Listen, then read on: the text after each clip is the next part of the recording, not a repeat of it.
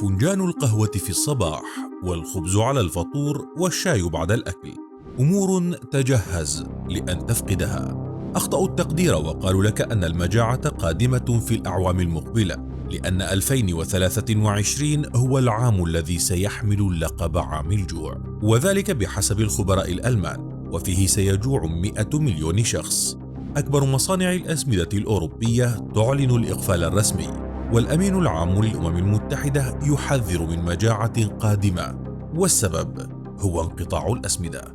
قبل الحرب روسيا وبيلاروسيا أكبر مصدري الأسمدة في العالم، وبعد الحرب توقف تصدير الحبوب من أوكرانيا وروسيا، وتوقف معه تصدير الأسمدة. كان الحل أن تنتج أوروبا الأسمدة من مصانعها، لكن الأمر ليس بهذه السهولة، فالأسمدة النيتروجينية 90% من إنتاجها يعتمد على الغاز الروسي، وجميعنا نعلم الآن أن الغاز الروسي قد توقف أيضا.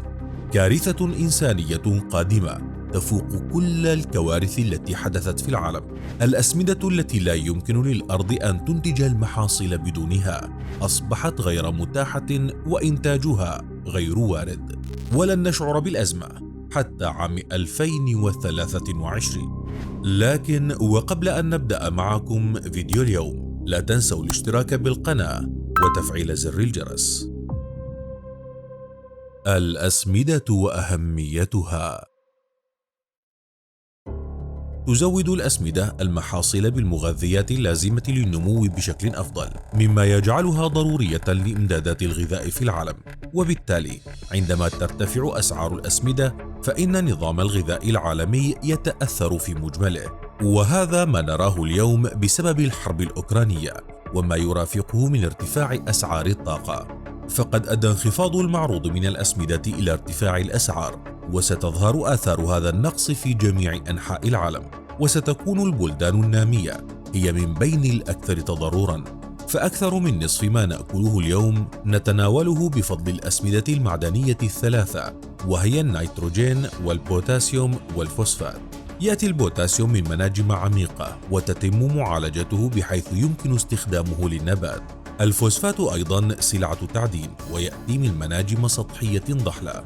وأما العنصر الأخير وهو النيتروجين فهو موجود في كل مكان حولنا، ويشكل ما نسبته 78% من الغلاف الجوي للأرض، لكن لا يمكن للنباتات أن تستفيد منه مع العلم أنها بحاجة إليه. لذا فالطريقة المثلى لاستخدام النيتروجين في النباتات هي معالجته مع نترات الأمونيوم أو غيرها من المنتجات لكي تتمكن النباتات من هضمها. لم يعرف العالم الأسمدة النيتروجينية حتى عام 1905 عندما تمكن شخصان من اكتشاف ما يسمى بعملية هابر-بوش، ومن خلال تلك العملية تمكن من دمج النيتروجين مع بعض العناصر حتى تتمكن التربة من هضمه. هذه هي الطريقة التي يزرع بها العالم الطعام، وحتى الآن يعتبر استخدام هذه العناصر الطريقة الأفضل لإنتاج محاصيل موثوقة. وكل تربة تحتاج إلى أنواع مختلفة من الأسمدة. على سبيل المثال، التربة في البرازيل تعاني من نقص البوتاسيوم، وبالتالي فهي بحاجة إلى استيراد المزيد من هذا المعدن. العام الأسوأ في تاريخ البشرية. يعاني العالم اليوم من أزمتين. الأولى هي أن العالم لا يستورد الحبوب من روسيا وأوكرانيا، والأزمة الثانية هي التي ستظهر في عام 2023، وهي أزمة الأسمدة اللازمة لتخصيب الأراضي الزراعية، وذلك لأن روسيا وبيلاروسيا تنتجان كميات كبيرة من الأسمدة العالمية، ويخضع البلدان الآن لعقوبات دولية. تنتج بيلاروسيا لوحدها سدس الإنتاج العالمي من البوتاسيوم، وتنتج روسيا أيضا 23% من نترات الأمونيوم المتداولة عالميا. وهناك العديد من الأسمدة الأخرى التي ينتجونها بسبب موارد الغاز الوافرة لديهم، لكنها لا تدخل الأسواق العالمية. وإذا ما أرادت أوروبا إنتاج الأسمدة وتوفير البدائل فهي بحاجة إلى الغاز الروسي، فالغاز يشكل 90% من تكاليف إنتاج الأسمدة النيتروجينية مثل الأمونيا وأنواع أخرى من الأسمدة. ومؤخرا أوقف العديد من مصنعي الأسمدة الأوروبيين إنتاجهم من الأمونيا، مما تسبب في تعطيل المزارعين ومصنعي المواد الغذائية.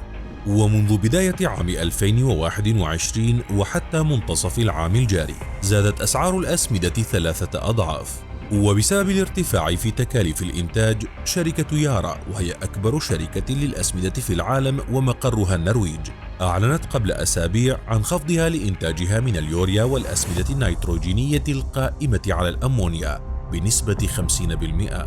جاء القرار بعد أقل من 24 ساعة من إغلاق مصنع CF Fertilizers UK، وهو أكبر مصنع بريطاني للأسمدة.